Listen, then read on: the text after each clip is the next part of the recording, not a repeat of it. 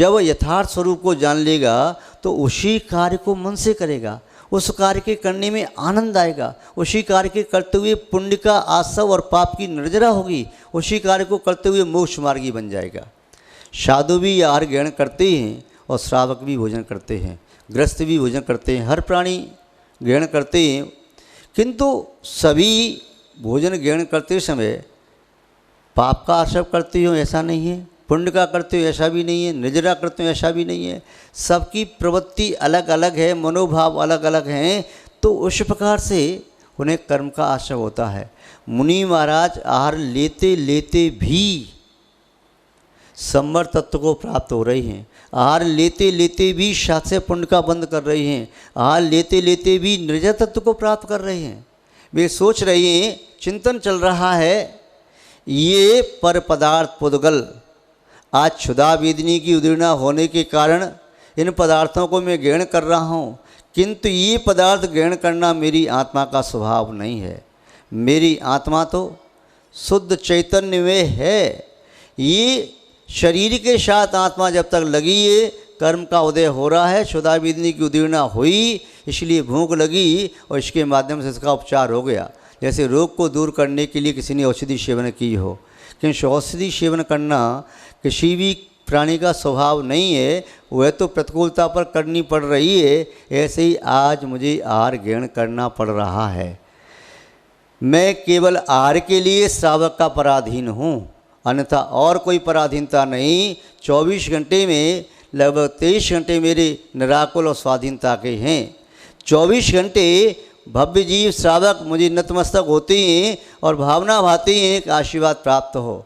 उस समय मैं स्वाभिमान अपना जीवन जीता हूँ और कर ऊपर करके उससे आशीर्वाद भी देता हूँ, किंतु जब आहार की चर्या आती है तो उस समय मुझे श्रावक के पीछे पीछे चलना पड़ता है।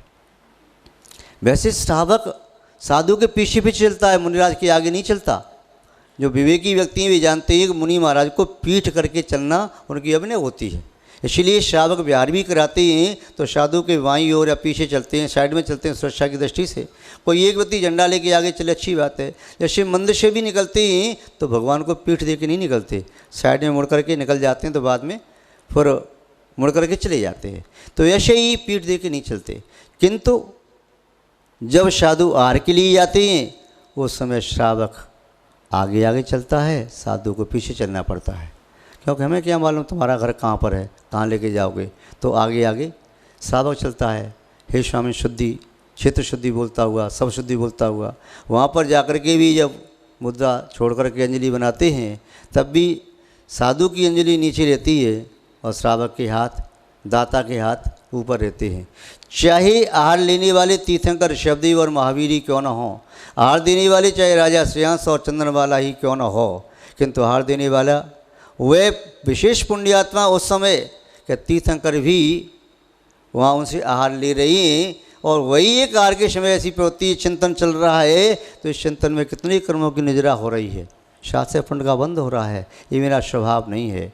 मैं कब पुरुषार्थ के माध्यम से अपनी उस सामर्थ्य को प्रकट कर लूँ कि ये मुझे बाहर का आहार ग्रहण न करना पड़े।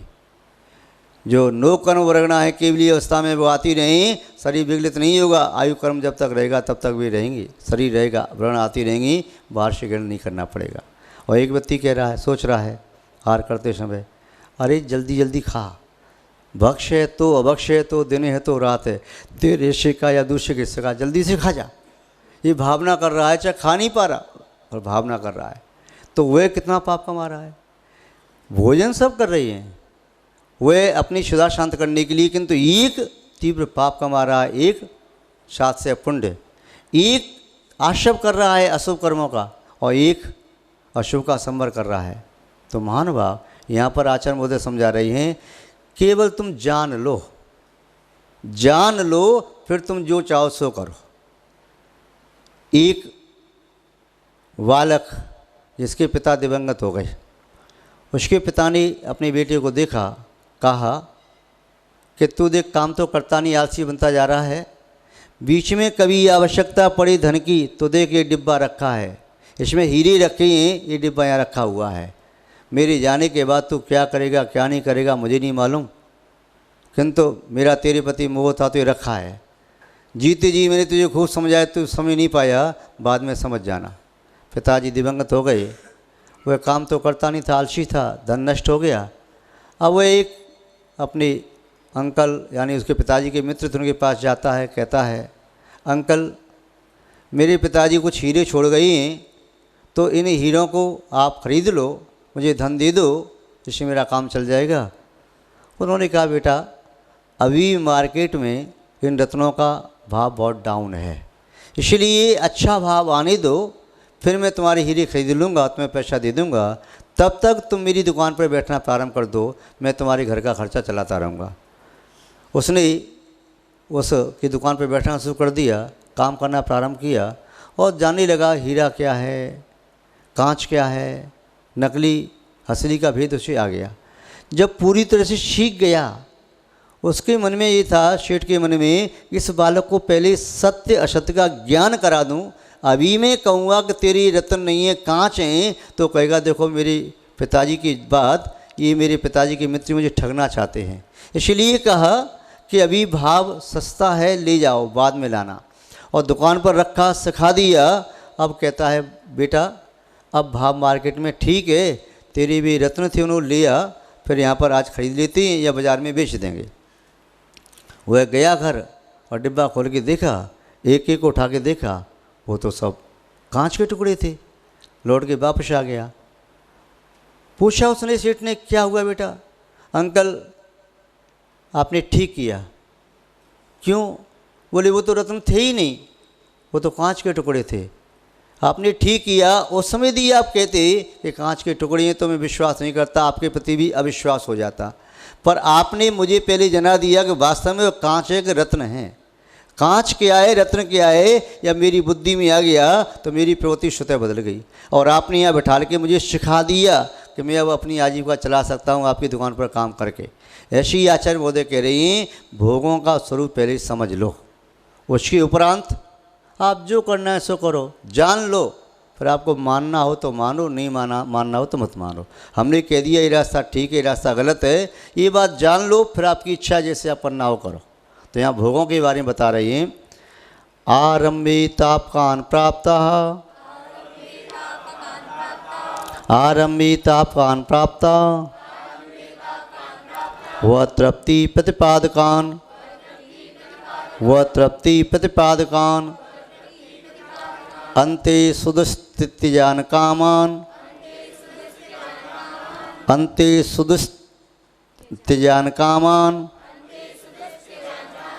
कामम कह सेवते सुधि, कामम कह सेवते सुधि। आरंभे प्रारंभ में, शुरू में, तापकान संताप को देने वाले जो भी पंचेंद्रिय के विषय भोग हैं, उन्हें भोगने की इच्छा जैसे ही होती है तो शरीर में दाह पैदा होती है। उन भोगों को भोगने से सोचता है शांति मिलेगी। वियोग में शरीर तपने लगता है, बुखार आ जाता है, स्मृति विभ्रंश होता है। भोगों की तीव्रता जब होती है तो किसी काम में मन नहीं लगता। भोग भोगने की तीव्र लालसा होती है तो व्यक्ति की बुद्धि उस समय सही काम नहीं करती। भोग भोगने की तीव्र वासना जागृत होती है तो व्यक्ति कर्तव्य से च्युत हो जाता है। भोग भोगने के लिए सामने भोग उपलब्ध हों तो वो बिल्कुल अंधा जैसा हो जाता है।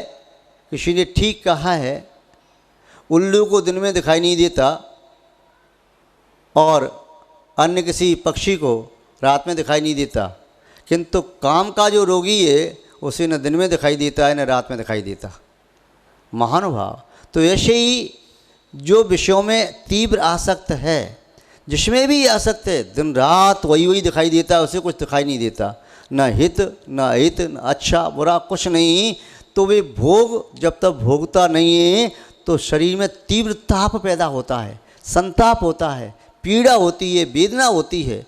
आरंभी तापकान प्राप्तौ अतृप्ति प्रतिपादकान, प्राप्त माने मिलने पर, जो भोगों का संयोग होता है, भोग मिलते हैं तो अतृप्ति तृष्णावान होकर के वह क्या भोगता है और भोगता है।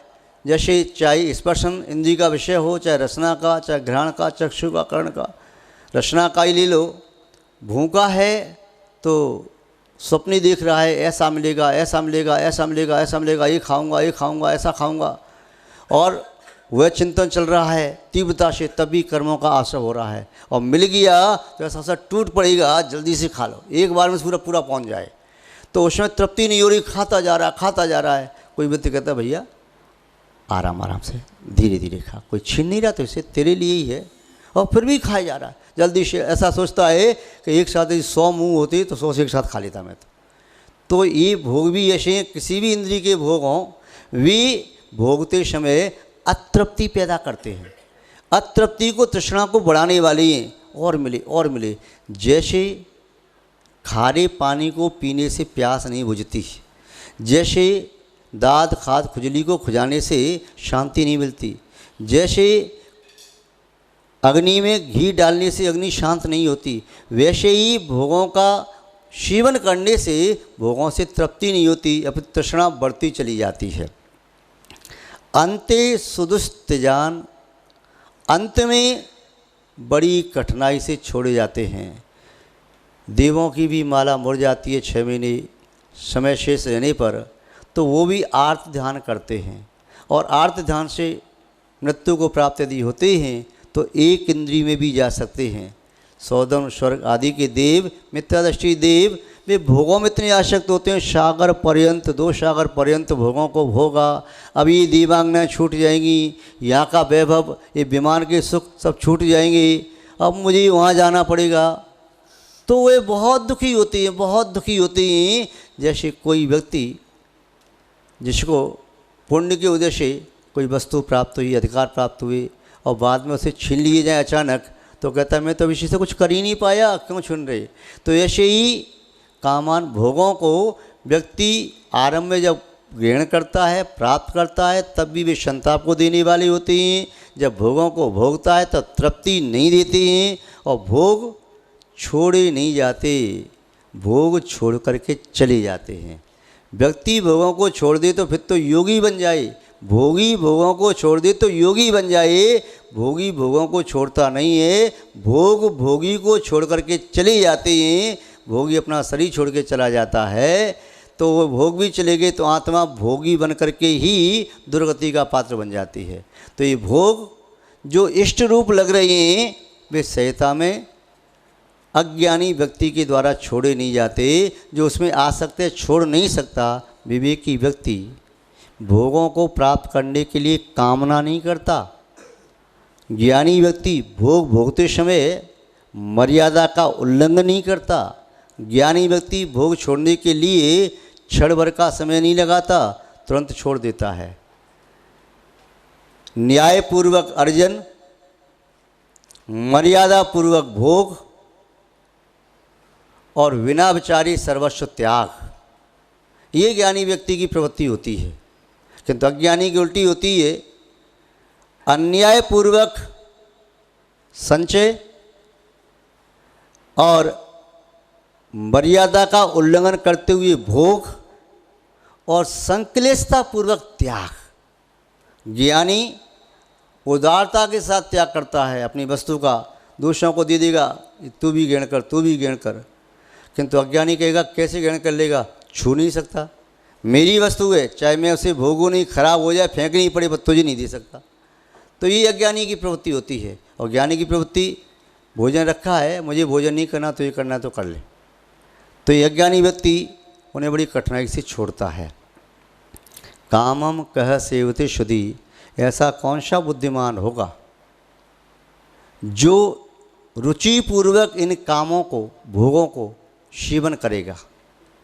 उदारता अंतरंग की तृप्ति से आती है, बड़े शरीर से और बड़ी वैभव के इकट्ठे करने से नहीं। एक युवा बालक कहीं इंटरव्यू देने के लिए गया, समय से पहले पहुंच गया। वह बाहर प्रांगण में वृक्ष के नीचे चौतरे पर बैठ गया। उसने कहा अभी मुझे भूख भी लगेगी, तो सामने होटल से एक डिब्बा ले आया, उसमें 5 लड्डू बूंदी के रखे थे, और वह बैठ गया वहाँ पर। कोट उतारा, डिब्बा वहाँ रख दिया, कोट भी रख दिया, और कोट की जेब में से पुस्तक निकाली, पढ़ने लगा।